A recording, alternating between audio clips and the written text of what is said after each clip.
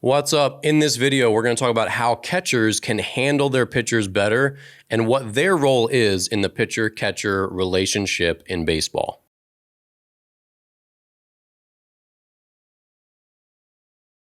All right, if you're new here, I'm Coach Dan. I'm a former pro pitcher. Be sure to check out the description below. You'll find my new book, Clean Your Cleats, which talks a ton about this baseball strategy and career strategy stuff. There's free chapters, so definitely check them out, listen to it, because it's really important advice that I wanted to share from my baseball journey to yours. So in today's video, let's talk about the catcher and pitcher relationship, specifically the catcher's role in handling pitchers. So number one, your first task on this tips list today is figure out their mechanics and how you can help them and how you can understand when they're running rough and when what they do when they're pitching well and they're kind of in the zone. So lots of good catchers that I've seen, that I've worked with, whatever, they're good at understanding, hey, when this pitcher flies open, that's when he starts leaving the ball up. So if my pitcher, leaves a bunch of fastballs up or his curveball's kind of hanging in the zone a lot and I see a pattern, I'm going to go out and I'm going to tell him, hey, your front shoulder's pulling out, try to stay a little bit closed, a little bit longer, whatever it is. Or you can see tempo. Tempo is another really easy thing for even young catchers to see. Hey, my pitcher usually goes at this sort of pace, and right now it seems like he's rushing, he's not taking enough time, or he's not loading his backside up, or he's just physically sped up, or he's just like going through everything faster because he's, we're in a jam, or he's nervous, or whatever. So basic mechanical knowledge is really, really important. And the more you catch a pitcher, so this is why you should be catching tons and tons of bullpens, the more you see a pitcher, the more you'll start to see patterns and correlations. When the ball goes up, I see my pitcher do this. When the ball is down, I see him do this. So you can start to piece these together and say, okay, I can correlate this mechanical thing that happens with this outcome. So if we're getting a lot of this outcome, I can go out and have a quick chat and say, hey, this is what we need to work on. Let's try to get you back on track. So being an amateur pitching coach is a really helpful thing. And especially when you have built this trust, which we'll talk about, and a good rapport with your pitchers, then you can really start to use that and help them to stay on track, walk fewer hitters, and just have a quicker rebound when they start to get in trouble. All right, number two, good catchers in baseball understand the unique demeanor and personality of each pitcher and when they're at their best. So for me personally, I was at my best when I was like pitching kind of angry and kind of mean.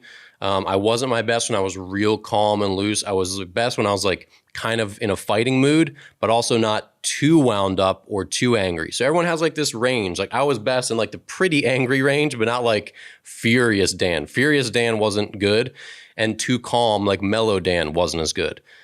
Slightly angry Dan was best. So a catcher who can see that, where it's like, oh man, Dan's getting really frustrated, he's really pissed off, I'm going to go try to calm him down just a little bit to kind of get him back in that zone. That's a good thing for them to do. Or if they're like, hey man, you got to step it up. Like, let's go, like compete. Sometimes that would bring me from the too mellow zone back into my little good red zone where I'm like, all right, a little bit fighting, a little bit angry. That's where I pitch best.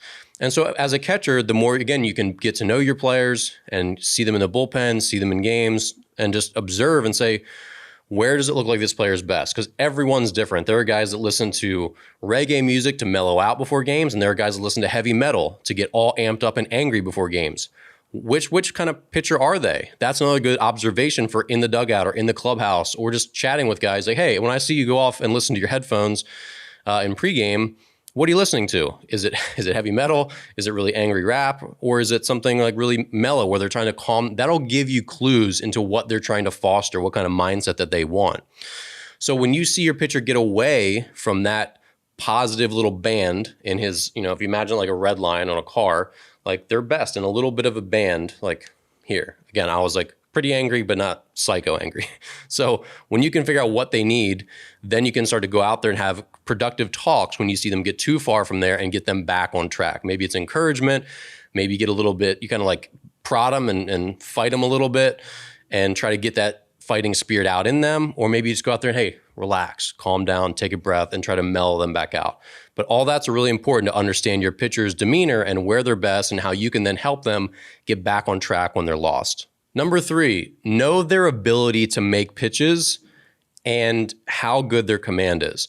So you can't ask a pitcher to throw a 3-2 slider on the outer third if he can't make that pitch reliably, if that's a pitch that they make 1 out of 4 or 5 times.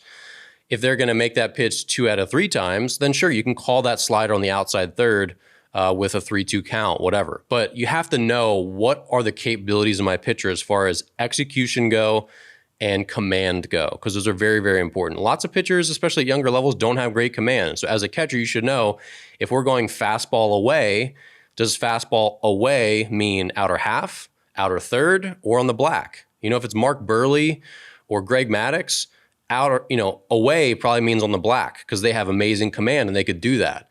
If it's a 13-year-old who walks 5 batters a game on average but has pretty good stuff so he can kind of get away with it, away probably means outer half. Because if you go to the black with that kid who doesn't have great command, you're going to cause that pitcher to walk more hitters because his target is going to move too far to the edge of the plate and he's just going to be wild, and he's going to be wild outside the zone more often because that's where his target is. So understanding what pitches a pitcher can execute and his command is important. Back to the execution part of that, every pitcher is better at one half of the plate than the other, even if it's just very slightly. But so for me, I was better on my arm side than my glove side. So if you asked me to get a fastball in on the black to a lefty, it was a much harder pitch for me to make than inside on the black to a righty. I could make the pitch inside to a righty all day, like 4 out of 5 times I could get the ball in there. To a lefty, it was like 1 out of 3. So if it was a big pitch and he wanted to go into a lefty, my catcher's got to ask himself, can Dan actually make this pitch, or 2 out of 3 times he's going to leave this ball in the inner half of the plate and the guy's going to put it in the gap. That was more often what was going to happen. So when there's these pitch calling decisions that have to be made, a good catcher is going to not just say, okay, this is the right pitch, because it's not the right pitch if the pitcher can't make that pitch reliably, if they can't execute. So understand how good the pitcher is at executing certain pitches and how good their command is as a whole. Next thing for catchers to understand, mound visits. Does your pitcher hate them? Does your pitcher like them? Have you earned the right to go out and have mound visits? So I didn't like mound visits very much. I didn't want to chat with my pitcher, especially if things were going right, or my catcher. I didn't really want them to come out and have a chat with me. They would still do it from time to time, and sometimes I'd be like, get back there, I don't want to talk. Other times I would listen, probably not say a whole lot, but again, this is something for a catcher to know. So even if you have good stuff to share, if your pitcher hates talking to you during a game, you might as well just stay back there. So it just depends. Every pitcher is different. Their level of receptivity to it is different. It also depends how long you've known that pitcher and your level of rapport with them. So if you build a lot of trust and a lot of rapport, then you're probably more likely to go out there and they're going to listen to you, even if they're in a bad mood, even if they're really pretty pissed off. So you have to know if you're going to do more harm than good when you have a mound visit. The next thing is, and this is what I meant by whether you've earned a mound visit, if you're not doing well behind the plate today, like you're letting a lot of balls go to the backstop that probably should be blocked, or maybe you have a bunch of pass balls, don't go out for a mound visit, because your pitcher is probably like, don't come talk to me when you can't do your own job. As a pitcher, I know which curveballs that I throw in the dirt should be blocked and which ones are pretty tough. Like I'm not going to penalize my catcher, mentally. When I throw a pretty dirty curveball that like bounces before the plate and he can't block it, like I know that's a tough chance.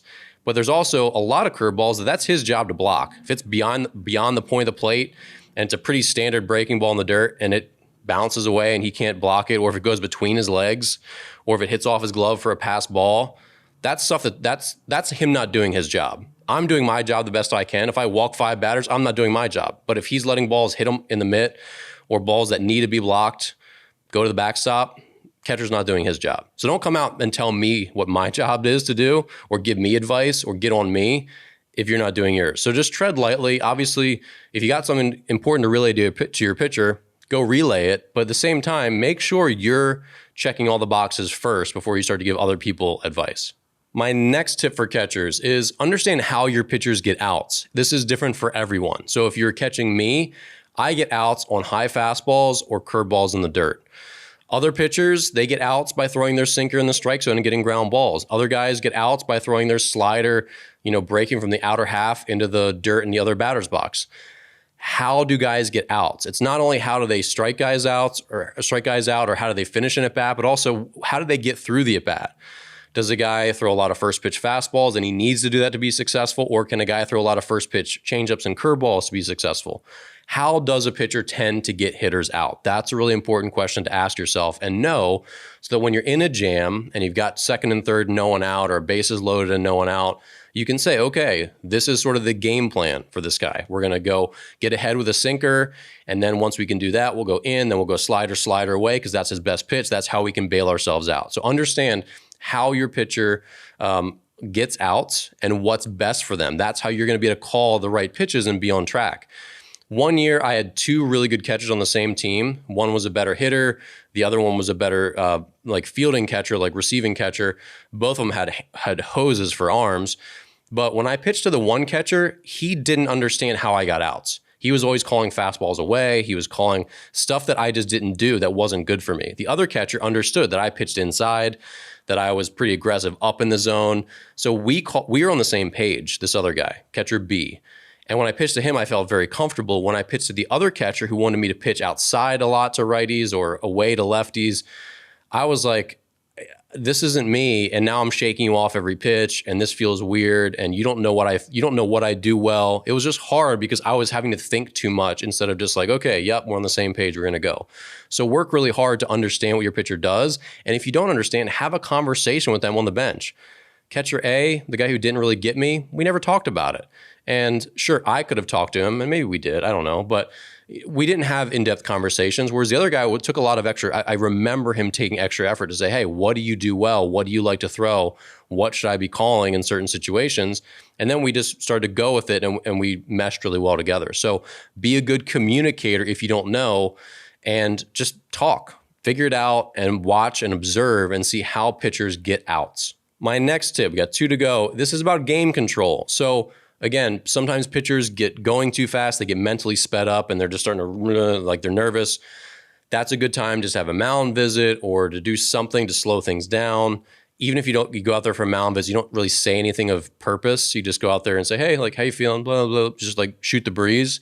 That can just like give the pitcher a chance to have a breather and just slow things down a little bit. Game control is important. Say a pitcher is not doing a good job paying attention to runners, you can give them the pick sign, right? This is like the pick to first or pick to second. That's like the way catchers give that sign. If you feel like a pitcher is not controlling the running game very well, help them a little bit. Give them a clue. Hey, I think you should pick over this time. Little things like that can be really important. So remember, as a catcher, you are the sort of the general of the field. And if you feel like, there's a big rally is another good example. Say they've gotten like walk, single, double. Go out there and slow the game down. Break up the other team's momentum. If they're having a hit parade, go up and break up that hit parade just by having a visit. Make the umpire come out and get you, whatever it is. So be sure to remember that you're in control of the tempo along with the pitcher. But when the pitchers feel like his life is on the line and things are kind of out of control, that's when it's your job to go out there and help regain control and disrupt the other team's rhythm a little bit. My last tip for catchers in building a good rapport with your pitchers is to be a good listener and ask questions. And we alluded to this a little bit about understanding what a pitcher throws and what he's good at, what he's not good at, but just be a good listener first. And here's the thing to remember. Yes, you might call pitches, and I know your coach is probably calling pitches for you, which is terrible. So if you're a coach out there, stop calling pitches for your kids. You're probably not better at it than they are, and they're not going to learn nearly as well as if they call it themselves. Teach them how to call the game, give them general strategy. Here's what you're generally going to call for, even counts, when you're ahead, when you're behind, all that stuff. It's very simple. And then let the kids do it themselves. But for catchers yourself, when you're calling the game, remember, even if you are insistent that this is the pitch that should be called, I'm putting them down, this is what you should call, it's the pitcher's ERA. It's his career. You're not going to get a loss as a catcher. The pitcher is. He's the one who's going to get embarrassed when he gets rocked, right? So remember, even though the catcher puts the sign down, and in pro ball, it's the catcher calling the game and the pitcher calling it right back. He can shake off anything he wants, but it's still, they work together. But just remember, it's not your ERA. It's the pitcher's ERA. That's how he lives and breathes. So at the end of the day, he gets to shake you off because it's him. He knows what he's comfortable with. You can't read his mind. Even if you have a lot of great information behind the plate, which you will, catchers call an amazing game in pro ball just the same as pitchers do. They're working together. But it's not your ERA. It's not your career. You don't get released if you give up 7 runs today as the pitcher will, right? You just are back there catching. So understand that the metrics are different. And so what this goes back to is being a good listener, being a good friend, have some emotional intelligence, talk with your guys, build this level of trust. And when you do that, and you make sure pitchers understand that it's not all about you, that it's about them, that you're trying to help both of you call the best game possible, get the best outcome possible, and you're just trying to understand what they do so that you can do a better job for them, they're going to give you the credit. I had some amazing catchers that absolutely got me out of jams. They called great pitches when I was unsure. They made me better. My best catchers always made me better. And I was so happy that I had catchers like that who helped push me higher as a pitcher. But there's also catchers who feel like it's about them, who are like, hey, I put the pitch down. Like sometimes they'll put 2 down, I'll shake it and they'll put it down again. It's like, no, this is my game, not yours. I get that you think that's the right pitch, but I'm going to go with my gut because it's my head on the line. If we lose this game, I get rocked and my ERA goes up.